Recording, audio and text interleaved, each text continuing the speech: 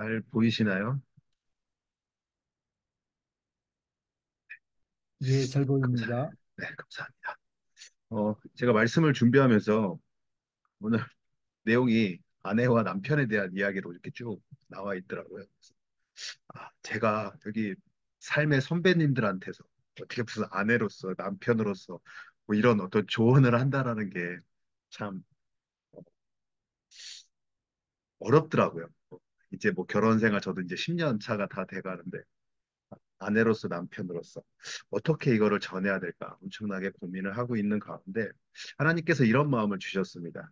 어, 아내와 남편도 되게 중요하지만 하나님께서 저한테 주신 말은 이거는 관계구나라는 것을 주셨어요. 아내와 남편의 관계 그리고 남편과 아내의 관계 속에 있구나라는 것을 저희 마음속에 주셨습니다. 그러다 보니까 제가 이 관계라는 것을 생각해 보니까 저희 WCDF가 좀 많이 이야기하는 것 중에 하나가 바로 이 이야기입니다. 신앙은 관계다. 그리고 신앙은 순종이다라는 말을 참 우리는 많이 하고 있고 또 이렇게 하려고 노력을 하고 있는 게 저희 WCDF의 어떻게 보면 저희 성도님들이고 함께하는 우리 신앙인들이 아닌가 싶습니다.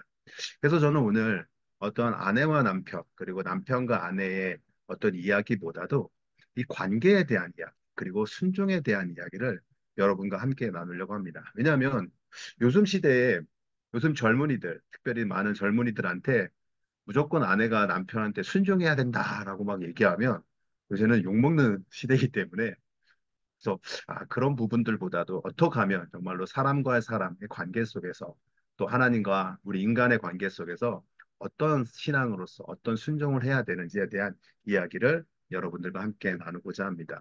이 이야기를 앞서서 저는 여러분들에게 성경에서 그러면 순종하고 또 관계하고 했던 부분들을 몇 명의 인물들을 여러분들에게 소개하면서 함께 말씀을 나누고자 합니다. 먼저 첫 번째로 보게 될 인물은 아브라함의 순종의 삶입니다. 창세기 12장 1절에서 4절 말씀인데요. 여호와께서 아브라함에게 이르시되 너는 너의 고향과 친척과 아버지의 집을 떠나 내가 내게 보여줄 땅으로 가라. 내가 너로 큰 민족을 이루고 내게 복을 주어 내 이름을 창대하게 하리니 너는 복이 될지라. 너를 축복하는 자에게는 내가 복을 내리고 너를 저주하는 자에게는 내가 저주하리니 땅의 모든 족속이 너로 말미암아 복을 얻을 것이라 하신지라. 이에 아브라함이 여호와의 말씀을 따라갔고 롯도 그와 함께 갔으며 아브라함이 하란을 떠날 때에 75세였더라. 네. 우리 먼저 아브라함의 순종에 대한 모습을 볼 때 아브라함이 나오는 창세기 12장에 처음은 바로 하나님과의 관계가 바로 이어집니다. 바로 하나님께서 창세기 12장 1절에 보면 여호와께서 아브라함에게 이르시되 그래서 하나님께서는 아브라함과 관계를 하고 계셨죠. 그리고 하나님께서는 아브라함을 택하여 주셔서 아브라함과 무엇인가를 함께하기 위한 이야기를 하셨습니다. 근데 여기서 한번 우리가 생각해야 되는 게 아브라함이 우리가 이렇게 1절부터 4절 되게 짧은 글을 읽었지만 아브라함이 75세의 나이에 자신이 살고 있던 집을 떠나 하나님께서 말씀하신 그 땅으로 간다라는 것 자체가 쉬웠을 일일까요? 음, 쉽지 않았던 결정이었던 것 같아요. 어떻게 보면 저희는 우리가 지금 이 땅을 살아가는 데 있어 성경이라는 정말 귀한 말씀을 우리가 보고 있지만 실질적으로 그 현장에 있었던 아브라함의 마음은 어땠을까? 정말로 현장을 떠나 내가 편안하게 75세 나이가 됐으면 이제 안정적인 삶을 살아가고 또 가족들과 함께 어떻게 보면 편한 삶을 살아갈 수 있는 그 나이인데 갑자기 그 나이에 하나님께서 알지 못하는 그 땅으로 가라고 했을 때 아브라함은 어떤 마음이었을까요? 이 순종하는 것 삶 자체가 얼마나 힘들었을지 한번 저는 다시 한번 느껴보는 어, 순간이었습니다. 그리고 두 번째 아브라함의 순종의 삶이 하나 있는데요. 창세기 22장 1절에서 4절입니다. 그 일 후에 하나님이 아브라함을 시험하시려고 그를 부르시되 아브라함아 하시니 그가 이르되 여기 내가 여기 있나이다. 여호와께서 이르시되 내 아들 내 사랑하는 독자 이삭을 데리고 모리아 땅으로 가서 내가 내게 일러준 한 산, 거기서 그를 번제로 드리라. 아브라함이 아침에 일찍이 일어나 나귀의 안장을 지우고 두 종과 그의 아들 이삭을 데리고 번제에 쓸 나무를 쪼개어 가지고 떠나 하나님이 자기에게 일러주신 곳으로 가더니 제3일에 아브라함이 눈을 들어 그곳을 멀리 바라본지라. 여기서도 마찬가지로 하나님과 아브라함의 관계가 먼저 나오죠. 하나님께서 아브라함을 불러서 아브라함에게 말씀을 하시는데 이, 이 순종도 쉽지 않은 순종이었을 거예요. 아무리 12장에서부터 21장까지 하나님과 함께 했던 아브라함의 시간들이 있겠지만 그럼에도 불구하고 독생자 아들 이삭을 바친다라는 것 자체는 쉽지 않은 결정이었을 것 같아요. 그냥 바로 하나님께서 말씀하셨을 때, 아, 예, 하나님 알겠습니다. 제가 아들을 바치겠습니다. 라고 바로 고백을 했을지, 아니면 정말 며칠 몇 날을 고민하면서 고백을 했을지, 여기 말씀에는 나와 있지 않지만, 막상 우리가 아브라함이었다면, 제가 아브라함이었다면 아마 엄청난 고민을 했을 것 같아요. 왜냐면 우리가 알다시피, 아, 이삭은 100세에 낳은 아들입니다. 그리고 그와 되게 소중한 시간들을 보냈죠. 사랑스러운 아들과 보내고. 갑자기 근데 그 아들을 번제로 드리라? 근데 아브라함은 끝내는 순종을 하는 모습을 볼 수 있습니다. 이 관계 뒤에는 어떻게 보면 순종이라는 것들이 계속해서 붙어서 나가고 있죠. 그럼 두 번째 인물도 한번 좀 보도록 하겠습니다. 두 번째 인물은 모세의 순종의 삶인데요. 출애굽기 3장 1절에서 12절 말씀입니다. 이제 내가 너를 바로에게 보내어 너에게 내 백성 이스라엘 자손을 애굽에서 인도하여 내게 하리라. 모세가 하나님께 아뢰되 내가 누구이기에 바로에게 가며 이스라엘 자손을 애굽에서 인도하여 내리이까. 하나님이 이르시되 내가 반드시 너와 함께 있으리라. 내가 그 백성을 애굽에서 인도하여 낸 후에 너희가 이 산에서 하나님을 섬기리니 이것이 내가 너를 보낸 증거니라. 모세도 마찬가지로 하나님께서 먼저 모세와 관계를 하시죠. 모세에게 찾아가 주셔서 모세와 말씀을 하시고 이야기를 나누면서 하나님에 대한 존재를 알리시고 그리고 모세에게 하나님의 비전을 자신의 비전을 이야기하는 것들을 볼 수 있습니다. 근데 여기서도 마찬가지로 하나님께서 모세를 부르셨지만 모세가 예 하나님 제가 하나님의 말씀에 따라 애굽에 내려가서 이스라엘 백성들을 구하겠습니다. 라고 이야기한 것이 아니라 모세도 마찬가지로 하나님 내가 뭔길래 내가 누구길래 하나님 내가 어떻게 바로한테 가서 그 이야기를 합니까? 내가 어떻게 그 앞에 가서 내 백성들을 이끌어내올 수 있습니까? 라는 것을 이야기하는 것이죠. 이게 아마 예를 들어보면 아마 이럴 것 같아요. 어, 지금 북한 가서 김정은한테 야 지금 통일하자. 너 빨리 나와자. 이 얘기하는 거거든요. 우리 빨리 이제 통일돼서 자유민주국가 만들자. 이 얘기하는 거예요. 그러면 이 얘기는 뭐예요? 지금을 죽음을 불사르고 거기에 가야 된다라는 것이죠. 근데 우리가 알다시피 모세의 과거가 어땠죠? 애굽에서 사람을 죽여서 도망 나온 자였는데 그런 자가 다시 애굽에 가서 하나님의 말씀을 선포하고 다시 이스라엘 백성들을 끌어낸다? 근데 우리가 알다시피 모세는 하나님, 저 말도 잘 못하는 사람이에요. 내가 할 수 있는 거 아무것도 없어요. 계속 하나님과의 대화를 시도를 하죠.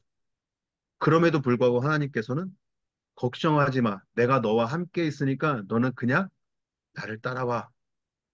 끝내는 모세도 마찬가지로 하나님의 말씀에 순종하는 것을 볼 수 있습니다.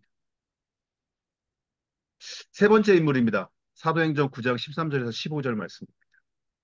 아나니아가 대답하되 주여 이 사람에 대하여 내가 여러 사람에게 듣사온즉 그가 예루살렘에서 주의 성도에게 적지 않은 해를 끼쳤자 하더니 여기서도 주의 이름을 부르는 모든 사람을 결박할 권한을 대제사장들에게서 받았나이다 하거늘 주께서 이르시되 가라 이 사람은 내 이름을 이방인과 임금들과 이스라엘 자손들에게 전하기 위하여 택한 나의 그릇이라. 사도행전 9장은 우리가 알다시피 사도 바울이 어, 이스라엘인들을 죽이기 위해서 떠나는 그 길에 예수님을 만나 눈이 멀고 귀가 멀어서 머물고 있을 때를 묘사하고 있죠. 그럴 때 아나니아에게 하나님께서 말씀하셔서 아니 하나님 그는 우리를 죽이던 자입니다. 어찌 그가 하나님의 사람입니까? 하나님한테 어떻게 그가 돌아오겠습니까? 그러나 하나님께서는 그를 택하여서 사도 바울도 순종하게 하시지만 아나니아도 하나님께서 순종하게 하심으로 그들이 만나 하나님의 놀라운 일들을 벌어지는 것들을 볼 수 있죠. 그리고 마지막 인물을 한번 여러분들과 나누겠습니다. 마태복음 26장 39절입니다. 조금 나아가서 얼굴을 땅에 대시고 엎드려 기도하여 이르시되 내 아버지여 만일 할만하시거든 이 잔을 내게서 지나가게 하옵소서. 그러나 나의 원대로 마옵시고 아버지의 원대로 하옵소서 하시고 42절입니다. 다시 두 번째 나아가 기도하여 이르시되 내 아버지여 만일 내가 마시지 않고는 이 잔이 내게서 지나갈 수 없거든 아버지의 원대로 되기를 원하나이다 하시고 예수님도 이제 십자가의 사건을 지기 바로 전에 하나님께 기도하면서 인간의 마음이 보여지는 장면이죠. 어떻게 보면 그 죽음이라는 거 앞에서 두렵지요. 하나님의 뜻에 따라서 하나님의 관계 속에서 하나님의 뜻에 따라 살아가지만 실상 그 죽음이라는 게 앞에 왔을 때는 너무나 어려운 결단을 해야 된다라는 것이죠.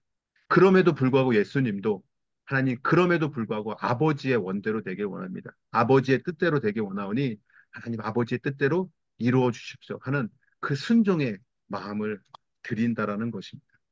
그렇다면 왜 이들이 하나님과 관계를 하면서 이런 순종의 삶을 살아가냐는 것입니다. 그건 바로 순종의 열매가 있는데요. 바로 죽음에서 생명이라는 열매가 나타나기 때문에 죽음에 있는 자리에서 생명이 살아나는 놀라운 일들이 일어난다라는 것입니다. 여러분 아브라함을 보더라도 늦은 나이입니다. 사라의 그 경수가 막혔지요. 아이를 낳을 수 없는 몸이죠. 그런데 하나님께서 거기에 하나님이 말씀을 해주시니까 그 말씀에 순종하는 순간 생명이 살아나는 것을 볼 수 있고 또 이삭을 바치러 그 죽음이라는 그 길을 갈 때 하나님께서 다시 준비하신 생명으로 새 생명이 나오는 것도 볼 수 있고 또 모세도 마찬가지죠. 애굽에서 어떻게 보면 죽을 수밖에 아니 죽음의 그 환경 속에밖에 없었던 그 애굽 땅에서 출애굽으로 인하여서 하나님과 관계한 하나님의 백성으로서 이제 생명의 새로운 삶들을 살아가는 것을 볼 수 있고 사도 바울도 마찬가지죠.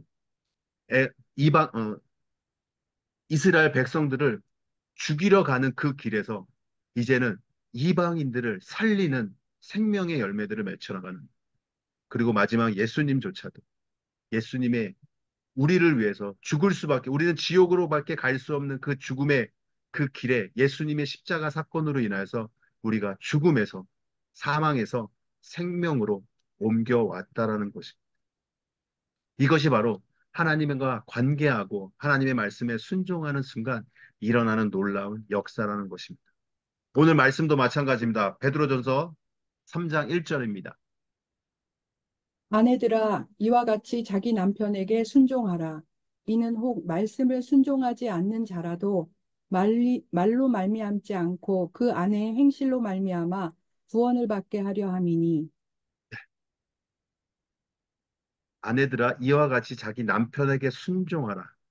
근데 순종하라는 거예요. 먼저는 하나님과 관계 속에서 그 남편과 순종해야 되는데 이거는 혹 뭐라고 말씀하면 말씀에 순종하지 않는 자로 말미암아. 다시 해서 하나님을 알지 못하는 자들. 우리가 순종하는 이유, 그들과 관계하는 이유. 아까 제가 얘기했듯이 아내들과 남편, 남편과 아내의 관계 아니라 이제는 사람과의 관계 속에서 우리가 내 주변에 있는 자들에게 또 내 주변에 있는 믿지 않는 자들에게 그들과 관계하고 순종해야 되는, 다시 얘기해서 섬겨야 되는 부분들이 뭐냐면 바로 그 죽음에 있는 자들에게 생명의 삶으로, 생명의 길로 옮기기 위한 것이라는 것입니다. 그것이 바로 우리가 이 땅에서 있는 이유이기도 하고 또 많은 이들과 관계를 가져야 되는 이유이기도 합니다. 그래서 순종의 열매는 나의 능력이 아닙니다. 많은 우리 그 젊은이들이 결혼할 때 이런 얘기를 해요. 믿지 않는 형제 자매랑 결혼할 때, 아유, 그거 제가 열심히 해서 교회 다니게 하면 돼요. 그러고 나서 저는 제가 봤던 그 커플들 중에 교회 다니는 커플을 한 명도 못 봤어요. 아직까지는. 왜냐?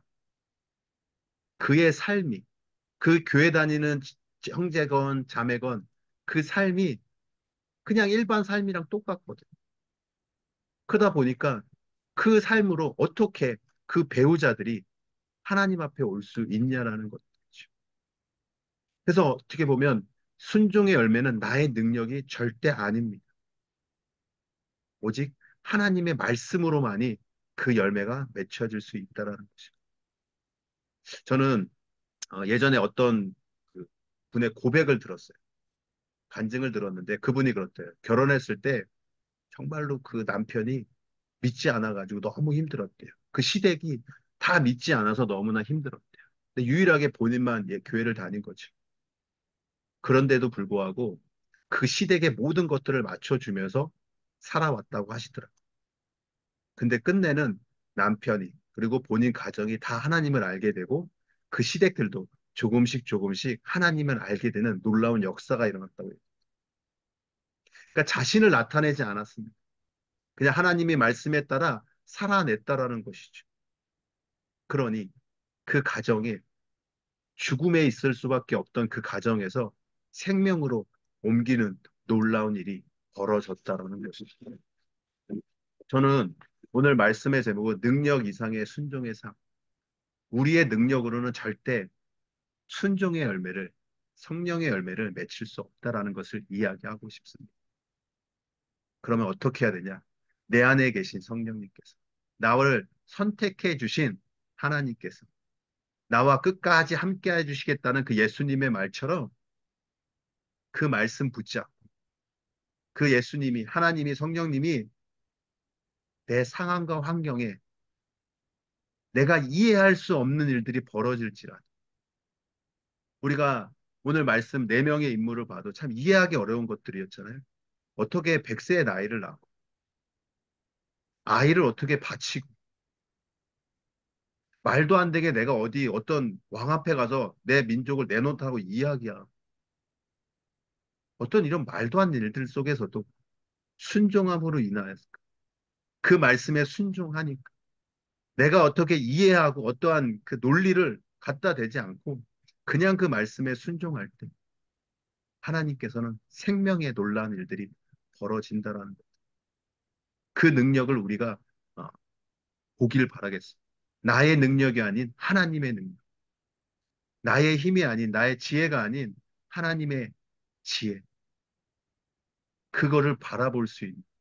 그래서 우리는 예수님께서 항상 우리에게 말씀하시는 게 이거잖아요. 너는 나의 증인이 되라고 말씀하신 게 그 놀라운 사건들을 보고 우리는 그 사건을 증언하는 삶을 살아가는 저와 여러분 되시길 바라겠습니다. 마지막입니다. 정말로 나의 능력이 아닌 말씀에 순종하십시오.